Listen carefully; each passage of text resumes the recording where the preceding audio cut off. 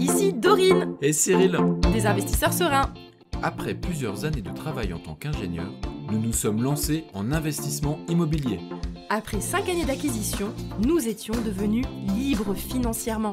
Dans ce podcast, nous vous partageons les stratégies et les bonnes pratiques pour développer votre intelligence financière. Dans le but non seulement d'être plus riche sur le papier, mais avant tout pour devenir plus libre et plus heureux. Alors, ouvrez grand vos oreilles et préparez-vous à atteindre vos objectifs. Les 4 vraies richesses de la vie. Hello les investisseurs sereins, j'espère que vous allez super bien aujourd'hui. Aujourd'hui, j'ai envie de vous partager mon ressenti par rapport à la notion de richesse et l'erreur un peu que je vois autour de moi parce que les gens confondent un petit peu tout et je ne vois pas du tout l'argent comme une réelle richesse. Ok ? L'argent, ce n'est que des bouts de papier. Ce ne sont que des chiffres sur un compte en banque, mais c'est en aucun cas une richesse concrète. Quelles sont les 4 vraies richesses, les 4 richesses concrètes que l'on possède réellement dans sa vie ? En effet, pour qu'une richesse soit réelle, il faut qu'elle apporte quelque chose à notre vie, qu'elle apporte de la qualité à notre vie. Et il faut qu'elle soit concrète, ok ? Parce que concrètement, je ne vois pas qu'est-ce que ça apporte d'avoir un tas de billets en dessous de son matelas. Ça ne change absolument rien. Par contre, le confort du matelas, ça c'est une richesse. Vous voyez un peu la différence ? Donc, c'est ce que je vais vous partager. Réfléchissez à ces 4 richesses que je vais vous partager et réfléchissez où vous en êtes par rapport à ces richesses dans votre vie. La première richesse, c'est notre santé. Évidemment, la chose que l'on a dans notre vie, c'est notre temps. Et la santé, elle peut vraiment dégrader ce temps, dégrader la qualité de ce temps et la durée de ce temps. Parce que forcément, si on a une espérance de vie catastrophique parce qu'on a une santé toute pourrie, eh ben, pour le coup, là, on est vraiment pauvre. Donc, la première richesse que l'on peut avoir dans la vie, c'est la santé.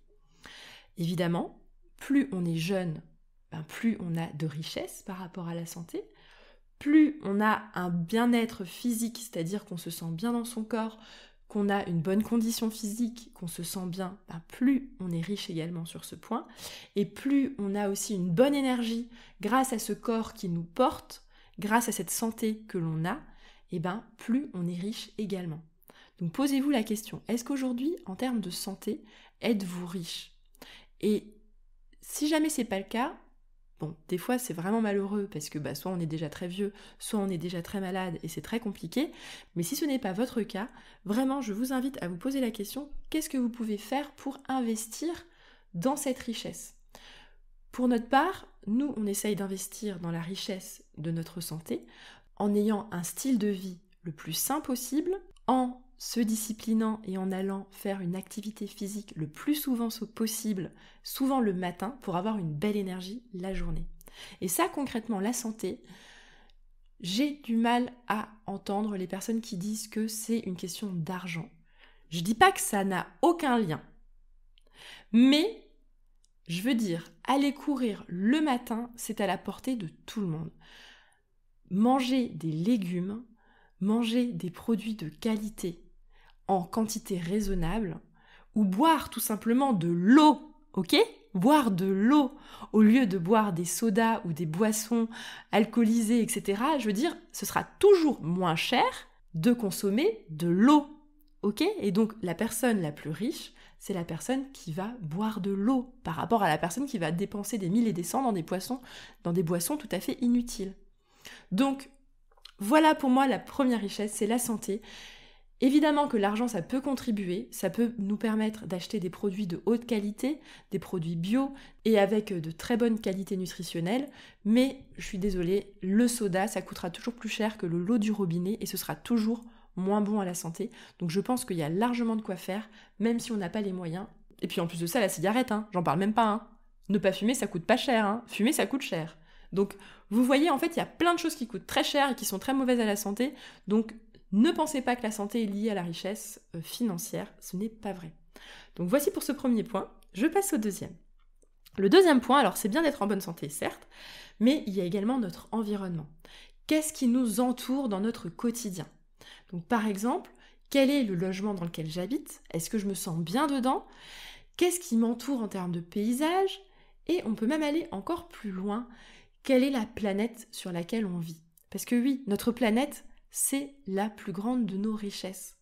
Et ce qui se passe, c'est qu'en fait, on oublie qu'en vrai, on est de plus en plus pauvres parce que la planète est dans un très mauvais état, en tout cas dans un état qui se dégrade d'année en année, de décennie en décennie. Mais bon, ça, tout le monde n'est pas forcément intéressé par cette question.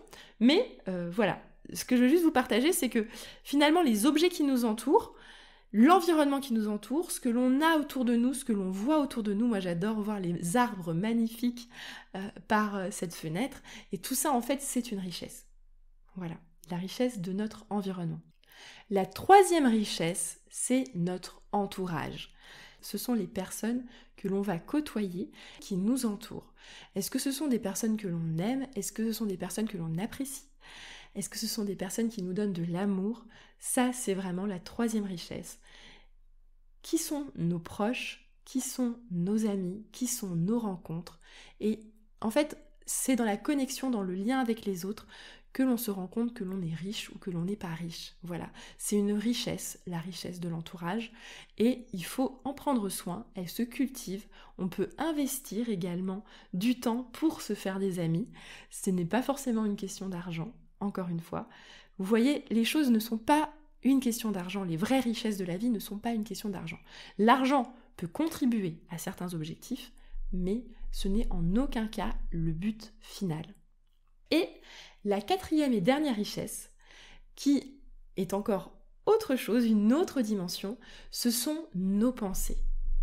Ce sont nos pensées dans le sens où c'est qu'est-ce qui se passe dans notre esprit ? À quoi est-ce que l'on pense ? C'est-à-dire qu'on peut très bien en effet être en excellente santé, avoir un environnement magnifique et avoir un entourage aimant, et pour autant ne pas avoir cette richesse, la richesse de ses pensées, c'est vraiment dommage, tout simplement parce que la richesse de ses pensées, c'est à la fois notre savoir, tous nos souvenirs qu'on a également accumulés, et ça fait aussi notre épanouissement, notre bien-être psychologique, notre bien-être mental. Tout ça, ce sont des choses qu'il faut soigner parce que nos pensées, c'est la quatrième richesse. Pour moi, ces 4 richesses que je vous ai exposées, donc c'est la santé, l'environnement, l'entourage et les pensées, ce sont les 4 plus grandes richesses et je pense même que ce sont les seules vraies richesses de la vie. Tout le reste, ce ne sont que des à côté, ce sont des fausses richesses. Ok ? Ce ne sont pas des richesses concrètes. Voilà pour cet épisode. Je ne sais pas si ça vous a inspiré, c'est un petit peu différent de l'investissement immobilier, mais je veux vous montrer que il ne faut pas du tout perdre de vue qu'est-ce que sont les 4 vraies richesses de la vie. L'argent, ce n'est pas une richesse, ok ? Il faut bien que vous compreniez ça. C'est en aucun cas quelque chose qui va vous rendre heureux en tant que tel. Ce qui vous rendra heureux, ce sont les 4 vraies richesses que je vous ai exposées. Et évidemment, l'argent peut contribuer d'une façon ou d'une autre à ces richesses, mais c'est en loin quelque chose de suffisant et c'est également une très très fausse bonne excuse de se dire j'ai pas d'argent donc je ne suis pas heureux, j'ai pas de richesse. Non, ta richesse c'est ta santé, ton environnement, ton entourage et également tes pensées.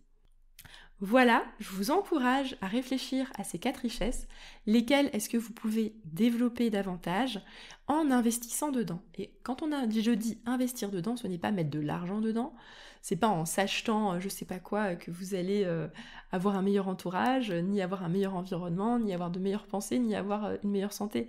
C'est vraiment quel est le temps que je veux consacrer pour développer ces richesses. Et si en effet il faut mettre un petit peu d'argent dedans, et ben parfois il faut le faire.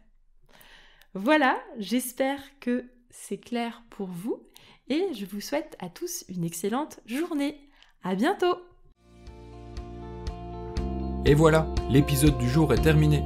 Mais avant de finir, pense à t'abonner au podcast pour ne rater aucun épisode. parce que nous sommes ici toutes les semaines, sans faute, pour t'apprendre non seulement à devenir plus riche sur le papier, mais surtout pour augmenter ta liberté.